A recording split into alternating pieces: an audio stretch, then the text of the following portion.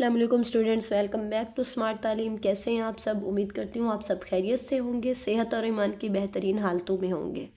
Students, अभी तक अगर आपने मेरे चैनल को सब्सक्राइब नहीं किया तो काइंडली इसको सब्सक्राइब करें, लाइक करें, कमेंट करें, शेयर करें और बेल आइकन पे लाजमी प्रेस करें ताकि आने वाली हर न्यू वीडियो का आपको नोटिफिकेशन मिल सके।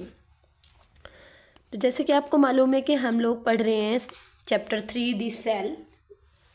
लास्ट लेक्चर हमने जो है पढ़ा था liver cells, different type of cell पढ़े थे, सेल की स्पेशलाइजेशन पढ़ी थी, मतलब कौन कौन सी सेल की टाइप्स हैं।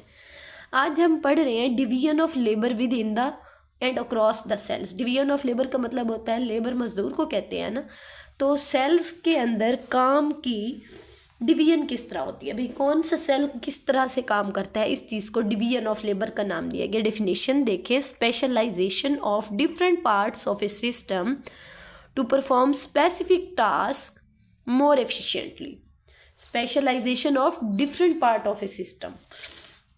Like ये एक सेल है, ठीक है, ये एक और सेल है, ये एक और सेल है। एक ऑर्गेनिज्म जो होता है मल्टी सेलुलर, वो बहुत सारे सेल से मिलके बना होता है ना। तो बेटा ये वाला सेल और काम करेगा, ये वाला और करेगा, ये और करेगा। मतलब इसी तरह ही एक सिस्टम या एक ऑर्गेनिज्म के अंदर जो है सारे काम बिल्कुल एफिशिएंटली होते हैं जब different types of cells in a system और in an organism work efficiently and perform different task. मतलब सारे सेल्स अपना अपना टास्क परफॉर्म कर रहे हैं, तो वो एक सिस्टम के अंदर, लेकिन सबका एक डिफरेंट टास्क है। कोई अगर ऑक्सीजन जनरेट कर रहा है, कोई सेल जो है फूड अगर फूड को जो है स्टोर कर रहा है, कोई जो है डिटॉक्सिफिकेशन कर रहा है, कोई जो है राइबोसोम बना रहा है, कोई प्रोटीन बना रहा है। ये सारे जो है डिफरेंट टाइप ऑफ जो है टास्क जो है परफॉर्म हो रहे हैं। इस चीज़ को कहते हैं डिवीजन ऑफ लेबर। अच्छा, डिवीजन ऑफ लेबर के फिर दो टाइप्स हैं। एक है विद इन द सेल, कि सेल एक सेल है, जैसे ये मैंने 3 सेल बनाए हैं, 1 2 3। एक डिवीजन ऑफ लेबर है विद इन द सेल, मतलब ये अब जो अकेला सेल है इसके अंदर भी डिवीजन ऑफ लेबर है। मतलब सेल के अंदर भी फिर डिफरेंट टाइप के ऑर्गेनेलीज हैं जो अपना अपना काम कर रहे हैं। एक सेल के अंदर भी डिवीजन ऑफ लेबर है। Different organelles carry out distinct function necessary for the cell survival. मतलब एक सेल के सर्वाइवल के लिए जो फंक्शन ज़रूरी हैं वो सारे डिफरेंट टाइप ऑफ ऑर्गेनेलीज जो है कैरी आउट करते हैं। लाइक अब सेल के अंदर आपको ऑर्गेनेलीज का पता है, माइटोकॉन्ड्रिया है, एंडोप्लाज्मिक रेटिकुलम है, लाइसोसोम है, गोल्जी अपरेटस है, न्यूक्लियस है। यहाँ पे सिर्फ इन्होंने 3 की मिसाल दी है, लेकिन डिफरेंट है ना। तो क्या बेटे न्यूक्लियस, माइटोकॉन्ड्रिया, एंडोप्लाज्मिक रेटिकुलम इन सब का एक जैसा काम है? नो, ये सारे हैं तो सेल के अंदर ना, लेकिन सब अपना टास्क कर रहे हैं। माइटोकॉन्ड्रिया क्या कर रहा है? एनर्जी जनरेट कर रहा है एटीपी के फॉर्म में, जो सेल को ज़रूरत है डिफरेंट टास्क परफॉर्म करने के लिए एनर्जी चाहिए, तो माइटोकॉन्ड्रिया प्रोड्यूस कर रहा है। अगर सेल को प्रोटीन और लिपिड की ज़रूरत है तो वो एंडोप्लाज्मिक रेटिकुलम दे रहा है। अगर सेल का जो वेस्ट मटेरियल मौजूद है सेल के अंदर, सेल उसको तोड़ना चाहता है तो उसके लिए सेल के पास लाइसोसोम है। जब ये सारे आपस में मिलके कंट्रीब्यूट करते हैं तो वो एक सेल का सर्वाइवल जो है पॉसिबल होता है, एक सेल का। फिर कहते हैं अक्रॉस द सेल, दूसरी टाइप है। पहली थी within the cell, cell के अंदर आपने देख लिया, एक सेल के अंदर जो ऑर्गेनेलीज हैं ये जो है डिफरेंट टाइप के टास्क परफॉर्म करते हैं। दूसरा है अक्रॉस द सेल, मतलब कि एक ऑर्गेनिज्म के अंदर सिर्फ एक सेल तो नहीं होता ना, 1 2 3 4 5, मतलब डिफरेंट मल्टीपल सेल्स हैं। वो सारे सेल्स जिस तरह सेल के अंदर मौजूद ऑर्गेनेली अपना अपना काम करते हैं, बिल्कुल इसी तरह ऑर्गेनिज्म के अंदर मौजूद हर सेल अपना अपना काम करता है। इसकी फिर उन्होंने मिसाल दी है multicellular organism. Muscle cell है बेटा, मसल सेल जहाँ भी होंगे पूरी बॉडी के अंदर उनका काम होगा कॉन्ट्रैक्शन करना, रिलैक्सेशन करना, बॉडी की मूवमेंट कराने में हेल्प करना। लाइक अब मेरा बाजू है, मैंने इसको यहाँ किया, यहाँ किया, यहाँ लेके आई, यहाँ लेके आई, ये सारा क्या है? मसल सेल कर रहे हैं। नर्व सेल आपको पता है स्पेसिफाइड है, वो ब्रेन के अंदर होते हैं। तो ब्रेन के अंदर जो मैसेज आ रहा है या वहाँ से जो मैसेज बॉडी की तरफ जा रहा है, ट्रांसमिट ऑफ नर्व इम्पल्स हो रहा है, वो क्या कर रहे हैं? नर्व सेल कर रहे हैं तो सेल, नर्व सेल भी सेल है, मसल सेल भी सेल है, लेकिन दोनों का फंक्शन अपना अपना है। आरबीसीज है तो वो ऑक्सीजन को कैरी कर रहे हैं। बिल्कुल इसी तरह आपने पीछे पूरी डिटेल पढ़ चुके हैं आप। स्मूथ मसल हैं या मसल सेल्स हैं, नर्व सेल्स हैं, इन सब के मीजोफिल सेल्स हैं प्लांट्स के अंदर, और उसके अलावा एनिमल्स के अंदर एपिडर्मल सेल हैं। ये सारे जो क्या करते हैं, अपना अपना जो है different type of function perform करते हैं। इस तरह से जो है सेल का सर्वाइवल पॉसिबल होता है और किसी ऑर्गेनिज्म का सर्वाइवल बेटे पॉसिबल होता है। नेक्स्ट टॉपिक है बेटा stem cell.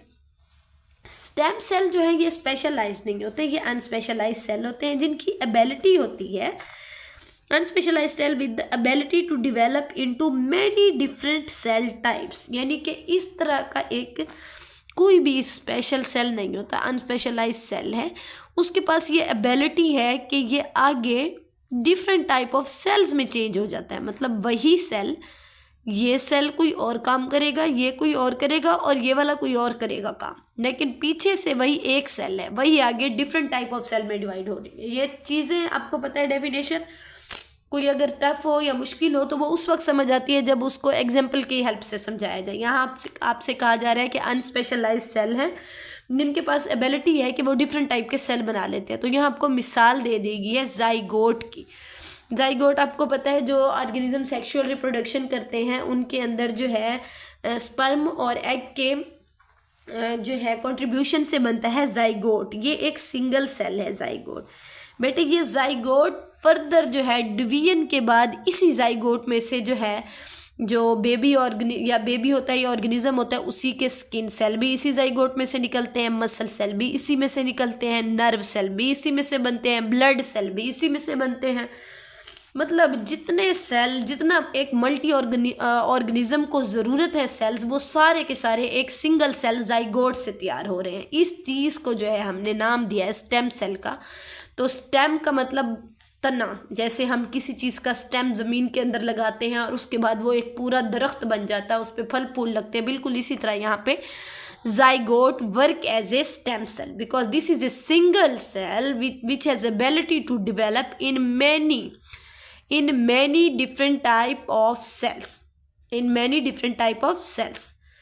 there is a figure show हो रही है आपको फिगर, इस फिगर को देखें। नेक्स्ट है बोन मैरो सेल्स।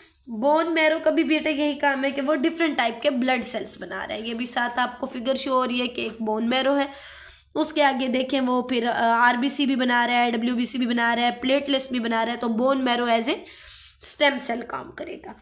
अच्छा, इसके अलावा स्टेम सेल का ये एक तो ये काम हो गया कि वो स्टेम सेल एक होता है और जो है फर्दर वो आगे डिफरेंट टाइप ऑफ सेल्स बना देता है। इसके अलावा इसका ये काम है कि ये किसी भी डैमेज टिश्यू को रीजेनरेट कर सकता है। मतलब टिश्यू वही है या वही सेल है, वही दोबारा बन जाएगा, डिफरेंट नहीं बनेगा। लाइक आपको अगर कोई चोट आई है तो स्टेम टिश्यू जो स्किन के अंदर मौजूद है वो हेल्प करेंगे वाउंड की हीलिंग में। अगर आपको कोई ज़ख़म लगता है तो बेटा वो ज़ख़म आपके बॉडी पे थ्रू आउट द लाइफ तो नहीं रहता, वो ज़ख़म टाइम के साथ साथ बाज़ दफ़ा अगर गहरा ज़ख़म है तो ज़्यादा टाइम ले जाता है, थोड़ा सा ज़ख़म है तो 1 दिन 2 दिन 3 दिन, मतलब जिस तरह से ज़ख़म की नौयत होती है उस हिसाब से जो है हीलिंग प्रोसेस होता है। और ये सारा किस वजह से होता है? स्टेम टिश्यू की वजह से होता है जो स्किन सेल के अंदर मौजूद है। उसके अगर लीवर सेल में देखा जाए तो अगर लीवर सेल का भी कोई टिश्यू डैमेज हो जाता है या कुछ हो जाता है तो वो भी रिपेयर हो जाता है। किस वजह से? क्योंकि उसके अंदर जो स्टेम टिश्यू मौजूद होते हैं। आपको अगेन से डिटेल फिगर दिखाई जा रही है। If there is any problem please students do ask question in below comment section. Student के हमारे चैप्टर का आज लास्ट जो है लेक्चर था। कल इंशाल्लाह हम इसकी एक्सरसाइज डिस्कस करेंगे और उसके बाद इंशाल्लाह नया चैप्टर। होप सो आपको इस चैप्टर की बहुत अच्छे से समझ आई होगी। ये चैप्टर काफ़ी लेंथी था, काफ़ी बड़ा था, इसलिए जो है इस चैप्टर के 19 जो है लेक्चर्स बने हैं।